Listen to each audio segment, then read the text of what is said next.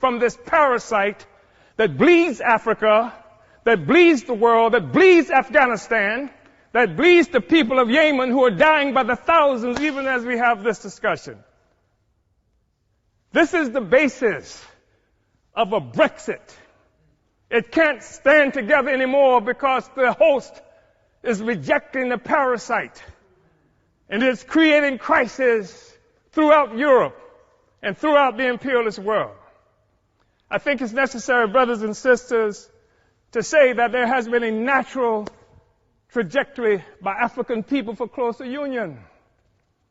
We know that we're talking about having this discussion in part because in 1884-85, Europeans sat at a table in Berlin, Germany, not a single African there, and carved up Africa into the territories that we now sometimes call countries and illogically refer to as nations. Africans didn't do that. It was Europe that did that.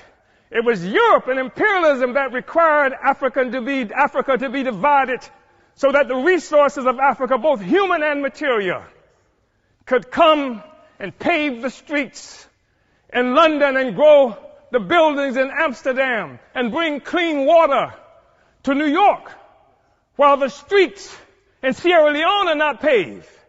And the people in Sierra Leone do not have clean water. And there's no national electric grid there.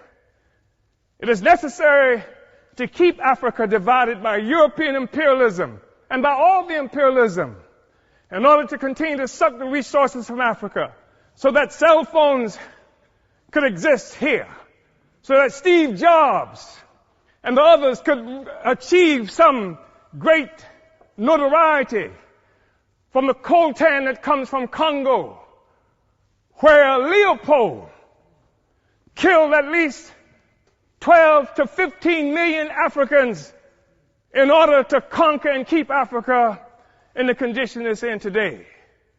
We talk about a united Africa and African Union because of what European imperialism has done to Africa to keep us divided. We know it's true.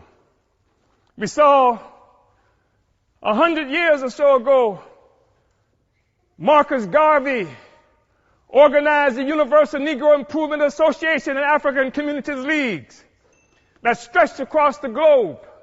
More than 11 million African people everywhere were connected to this. Africa for Africans, at home and abroad. That was the cry. Not Africans for Nigerians that didn't even exist until the British created it in 1915. And Flora Shaw, the mistress who would become the wife of Frederick Lugard, came up with the name nigger area. Not this false national consciousness that has been imposed on Africans around the world.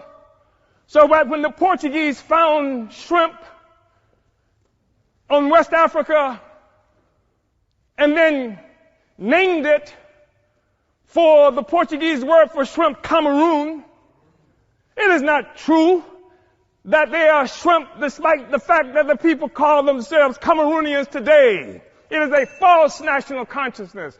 The false national consciousness that created the American Negro, that created the Black Brit, the Afro-Swede. We are one Africa, one nation, and we must have closer union. But in order for that to happen, it has to be a revolutionary union.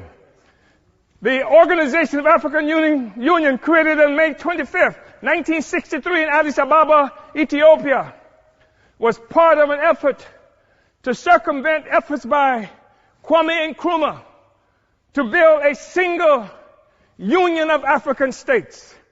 And instead we come up with an Organization of African Union that codified the colonial borders that were created by Europe in 1884 and 85.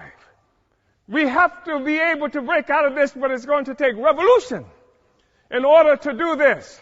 African revolution in order to do this. African revolution that will destroy imperialism and the world economy that's responsible for the growing immiseration of the masses of people around the world. Uhuru.